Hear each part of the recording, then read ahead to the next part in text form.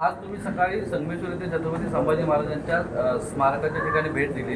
या भेटीवरती आमदार निलेश राणे यांनी म्हटले की प्रदेशाध्यक्ष टिपू सुलतानचे अवरोध आहेत, त्यांनी आम्हाला सांगू नये की कुठच्या पद्धतीने काम करायचं आणि आमच्या अनास्थेबद्दल त्यांनी काही बोलू नये। त्यांची अनास्था आहे हे त्यांनी मान्य केलं, हे काही कमी नाही।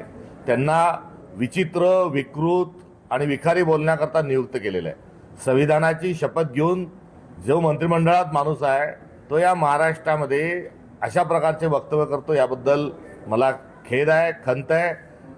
ज्या वि स खांडेकरांनी अमृतवेल नावाचा ग्रंथ लिहिला, त्या ठिकाणून एक गटारगंगा व्हावी ही खरी एक शोकांतिका आहे।